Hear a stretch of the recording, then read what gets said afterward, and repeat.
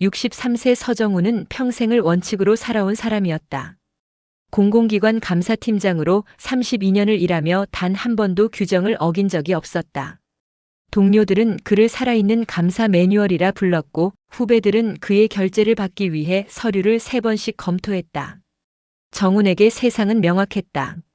옳고 그름, 합법과 불법, 원칙과 예외.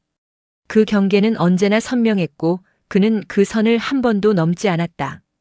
그런 그에게 가장 안전한 공간은 두 곳이었다. 하나는 30년을 함께한 집이었고 다른 하나는 아내 문지연이었다. 지연은 언제나 조용했다.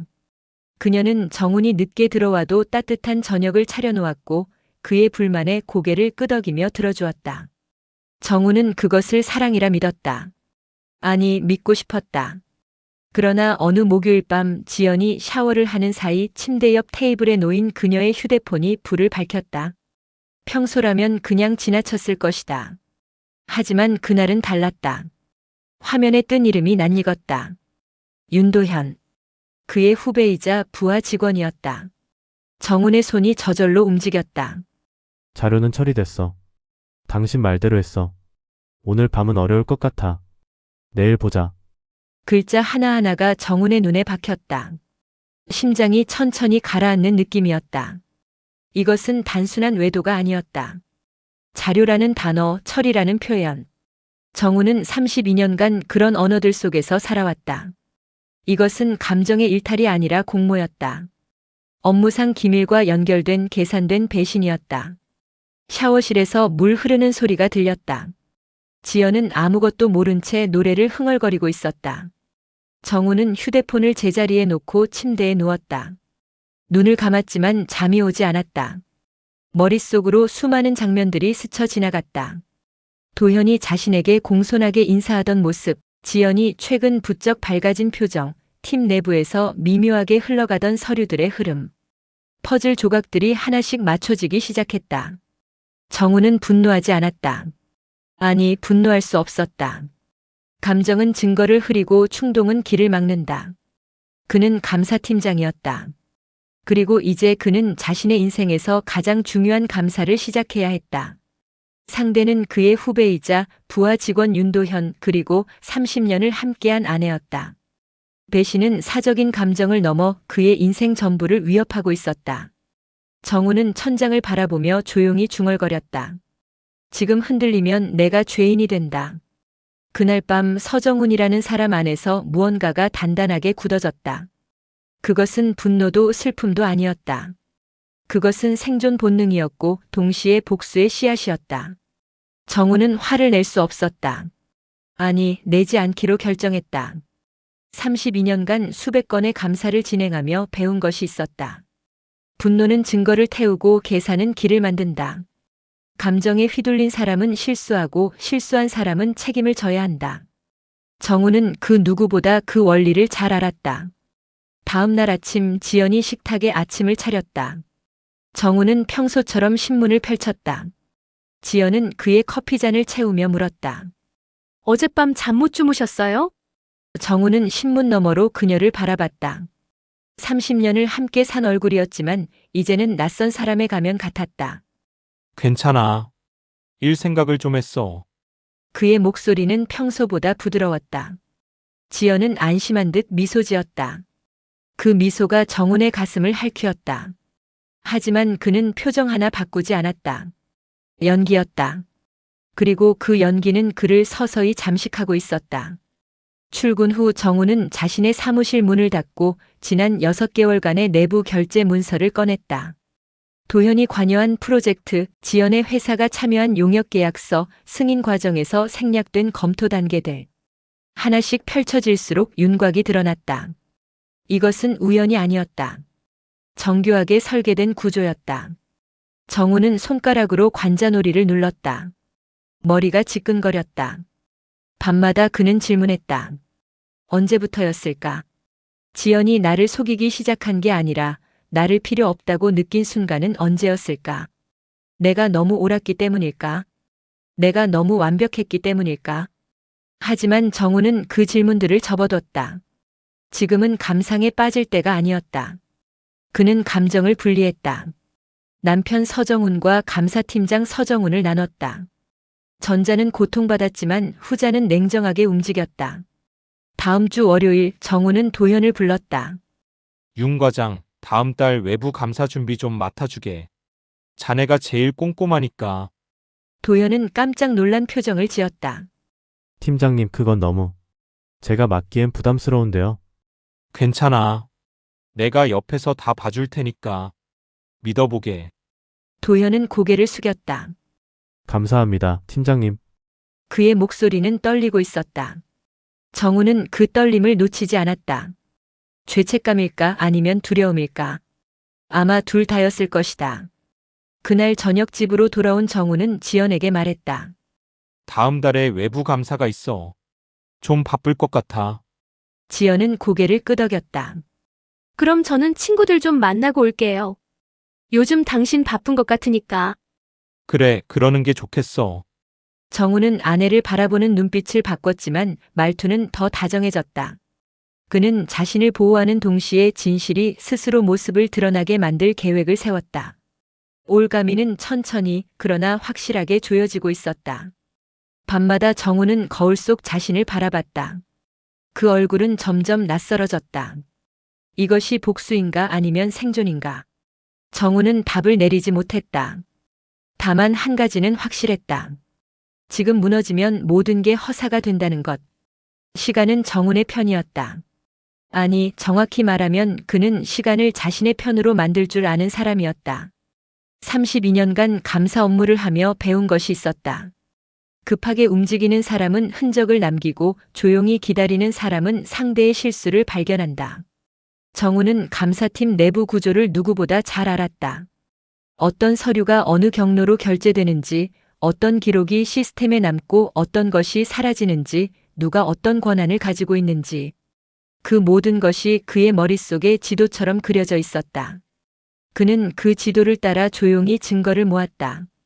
놀라운 것은 지연과 도연의 태도였다. 그들은 점점 대담해졌다. 아니, 방심했다. 지연은 이제 정훈 앞에서도 자연스럽게 웃었고 늦은 귀가에 대해 변명조차 하지 않았다. 오늘 친구들 만났어. 그게 전부였다. 정훈은 고개를 끄덕이며 그래, 즐거웠어?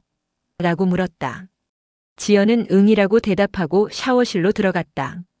도현은 오히려 정훈에게 더 자주 조언을 구했다. 팀장님, 이번 분기 실적 보고서 검토 좀 부탁드려도 될까요? 그는 공손했고 성실해 보였다. 회의 시간에는 정훈의 의견에 고개를 끄덕이며 메모했다. 역시 팀장님 말씀이 정확하십니다. 동료들은 도현을 모범적인 후배라고 칭찬했다. 그 순간들이 가장 고통스러웠다. 신뢰를 가장한 일상 속에서 정우는 매번 스스로를 다잡아야 했다. 도현이 팀장님 점심 함께 하시죠라고 말할 때 정우는 미소 지으며 그래, 가지라고 답했다. 식당에서 그들은 농담을 주고받았다. 도현은 웃었고 정훈도 웃었다. 하지만 정훈의 웃음 뒤에는 차가운 계산이 있었다. 어느 금요일 저녁 팀 회식 자리에서 도현이 정훈 옆에 앉았다. 술이 몇 잔 들어가자 도현이 말했다. 팀장님, 저는 팀장님처럼 되고 싶습니다. 흔들리지 않고 원칙을 지키는 사람이요. 정훈은 술잔을 들며 답했다. 자네는 이미 잘하고 있어. 다만, 그는 잠시 멈췄다. 원칙을 지키는 것보다 중요한 게 있지 양심을 지키는 거야. 도현의 얼굴이 굳었다. 그는 잠시 정훈을 바라보다가 억지로 웃으며 고개를 끄덕였다. 맞습니다, 팀장님. 그날 밤 도현은 평소보다 일찍 자리를 떴다. 정훈은 그의 뒷모습을 지켜보며 속으로 중얼거렸다. 조금만 더 기다리면 된다. 집에 돌아온 정훈은 서재에 홀로 앉았다. 책상 서랍 깊숙한 곳에는 파일 하나가 숨겨져 있었다. 그 안에는 지난 2달간 모은 증거들이 차곡차곡 쌓여 있었다. 메시지 기록, 결제 문서 사본, 계약서 원본, 그리고 내부 고발 신고서 초안. 정우는 파일을 꺼내 한 장 한 장 확인했다. 빈틈이 없었다. 하지만 그는 아직 움직이지 않았다. 지금 무너지면 모든 게 허사가 된다. 조급함은 적이고 인내는 무기다. 정우는 파일을 다시 서랍에 넣고 잠갔다. 침실로 돌아가자 지연이 잠들어 있었다. 그녀의 얼굴은 평온해 보였다. 정우는 침대 끝에 앉아 아내를 바라봤다. 30년을 함께 산 사람. 이제는 가장 먼 사람. 그는 조용히 불을 끄고 눈을 감았다. 정우는 자신이 복수를 준비하는 사람이 아니라 파괴를 피하려는 사람이라고 믿고 싶었다. 하지만 밤이 깊어질수록 그 경계는 흐릿해졌다. 침묵은 계속됐고 그 침묵은 누구보다 정훈 자신을 잠식하고 있었다. 외부 감사 당일 아침 하늘은 잿빛이었다. 정훈은 평소보다 일찍 사무실에 도착했다. 회의실 테이블 위에는 3개의 파일이 정렬되어 있었다. 각각의 표지에는 이름표가 붙어 있었다. 윤도현, 문지연 그리고 서정훈. 오전 10시 회의실 문이 열렸다. 도현이 먼저 들어왔다. 그의 얼굴은 창백했다. 팀장님, 이게 무슨... 정우는 손짓으로 그를 제지했다. 앉게 한 사람 더 온다. 도현은 어색하게 자리에 앉았다. 그의 손은 계속 떨리고 있었다. 10분 후 지연이 들어왔다. 그녀는 정훈을 보자 걸음을 멈췄다. 당신이 왜 여기? 앉으세요, 문지연 대표님. 정훈의 목소리는 낮고 단단했다. 지연은 천천히 도현 옆자리에 앉았다. 두 사람은 서로를 쳐다보지 못했다. 정훈은 3개의 파일 중 첫 번째를 펼쳤다. 오늘 회의 목적은 간단합니다. 지난 8개월간 진행된 B프로젝트 용역 계약 과정에서 발생한 절차 위반과 이해 충돌 사안을 정리하는 것입니다.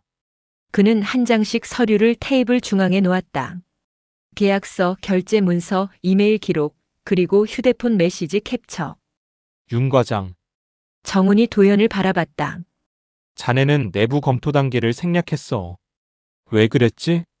도현은 입술을 깨물었다. 그건 팀장님, 저는... 대답하게. 정훈의 목소리에 감정이 실리지 않았다. 그것이 오히려 더 무서웠다. 급하게 진행해야 한다는 지시가 있었습니다. 도현이 작은 목소리로 말했다. 누구의 지시? 침묵이 흘렀다. 도현은 고개를 들지 못했다. 정훈은 두 번째 파일을 펼쳤다. 문지연 대표, 이 계약에서 당신 회사는 경쟁 입찰 없이 수의 계약으로 선정됐습니다. 그 과정에서 내부 정보를 사전에 입수했다는 정황이 있습니다. 지연의 손이 테이블을 움켜쥐었다. 당신 지금 나를... 사실관계만 확인하는 겁니다. 정훈이 그녀의 말을 잘랐다. 서류가 한 장 한 장 펼쳐질수록 지연의 얼굴에서 혈색이 사라졌다. 도현은 고개를 숙인 채 손으로 얼굴을 가렸다. 정훈은 마지막 서류를 펼쳤다. 그것은 두 사람이 주고받은 메시지 기록이었다. 날짜, 시간, 내용. 모든 것이 기록되어 있었다.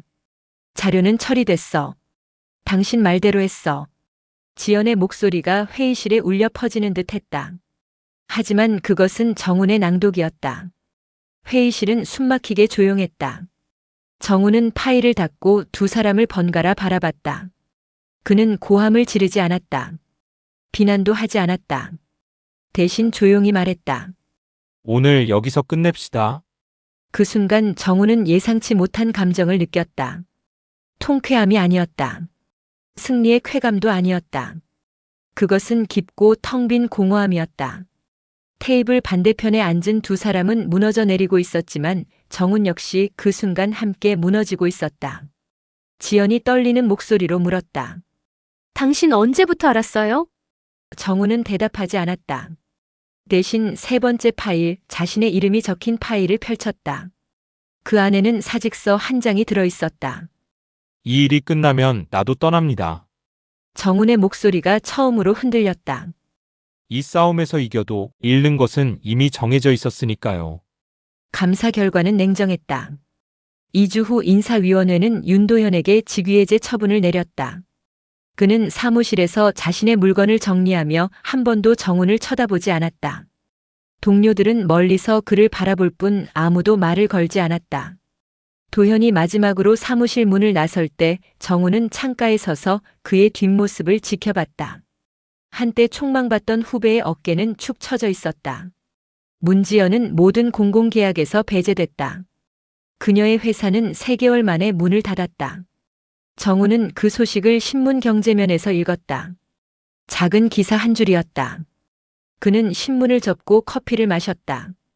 커피는 쓰고 차가웠다. 정우는 법적 책임을 벗어났다. 오히려 내부 비리를 적발한 공로를 인정받았다. 상부에서는 그에게 포상을 제안했지만 정우는 정중히 거절했다. 제가 한 일은 당연한 의무였을 뿐입니다. 그의 목소리는 평소처럼 단단했지만 그 말을 하는 동안 그는 자신의 손이 미세하게 떨리는 것을 느꼈다. 집은 이미 전쟁터가 아니었다. 그것은 폐허였다. 지연은 침실을 따로 썼고 두 사람은 며칠씩 서로 얼굴을 마주치지 않았다. 식탁에는 더 이상 두 사람의 식사가 차려지지 않았다. 정우는 편의점 도시락으로, 지연은 아예 집에 들어오지 않는 날들이 많아졌다. 어느 토요일 오후 정우는 이혼 서류를 꺼냈다. 변호사가 준비한 서류는 깔끔했다. 재산 분할, 위자료 모든 것이 명확하게 정리되어 있었다. 정우는 자신의 서명란에 이름을 쓰고 서류를 거실 테이블 위에 놓았다. 다음 날 아침 지연이 그 서류를 발견했다. 그녀는 말없이 서류를 읽었다. 정우는 소파에 앉아 그녀를 바라봤다. 지연은 천천히 펜을 들었다. 그녀의 손이 서명란 위에서 잠시 멈췄다. 정우는 그녀가 무언가 말하기를 기다렸다. 사과일까, 변명일까, 아니면 원망일까? 하지만 지연은 울지 않았다. 그녀는 담담하게 서명을 마치고 펜을 내려놓았다. 그리고 정훈을 똑바로 바라보며 말했다. 당신은 늘 옳았어요. 목소리는 떨리지 않았다. 규정도 지키고 원칙도 지키고 모든 것을 완벽하게 했어요.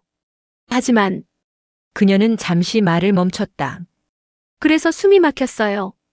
그 말은 정훈의 가슴에 깊은 흠집을 남겼다. 칼로 베이는 것보다 더 아팠다. 정훈은 처음으로 자신이 피해자이면서도 가해자일 수 있음을 느꼈다. 그는 배신당했지만 동시에 누군가를 질식시켰던 사람이었다. 미안해요. 지연이 말했다. 하지만 당신도 미안해해야 해요. 그녀는 서류를 정훈에게 건넸다.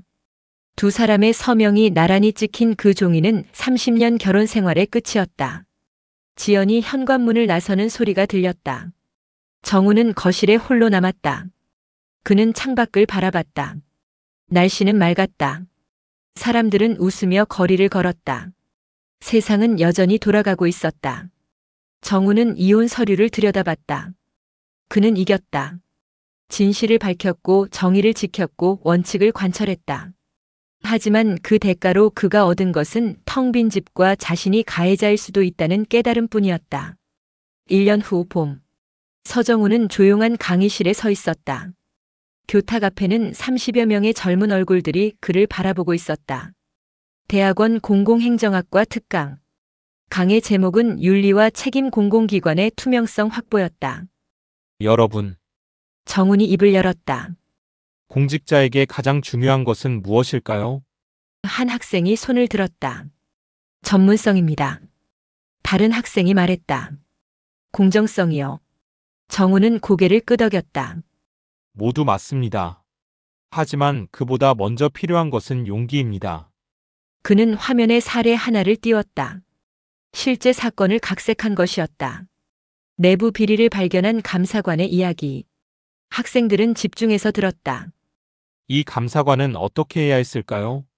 정훈이 물었다. 학생들은 저마다 의견을 냈다.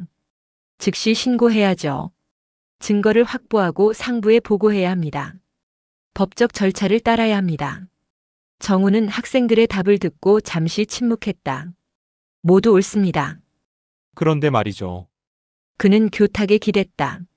만약 그 비리에 여러분이 가장 신뢰하는 사람이 연루되어 있다면? 배우자나 오랜 친구나 존경하는 선배라면? 강의실이 조용해졌다. 원칙을 지키는 것은 쉽습니다. 하지만 그 원칙이 여러분 자신을 파괴할 때도 지킬 수 있는가? 그게 진짜 질문입니다. 정훈의 목소리에는 무게가 실렸다. 강의가 끝나고 몇몇 학생들이 질문하러 왔다. 교수님, 실제로 그런 상황에 처하신 적 있으세요? 정훈은 잠시 망설이다가 답했다. 있습니다. 그리고 그 대가를 치렀죠. 학생들이 모두 나가고 정훈은 혼자 강의실에 남았다. 그는 창밖을 바라봤다. 캠퍼스에는 벚꽃이 흩날리고 있었다. 학생들은 웃으며 걸었다. 봄은 여전히 아름다웠다. 정우는 가방에서 낡은 수첩을 꺼냈다. 그 안에는 지연이 남긴 마지막 편지가 끼워져 있었다. 이혼 서류와 함께 받은 것이었다. 당신이 옳았다는 걸 압니다. 하지만 옳다는 것만으로는 사람을 지킬 수 없었어요. 정우는 그 문장을 다시 읽었다.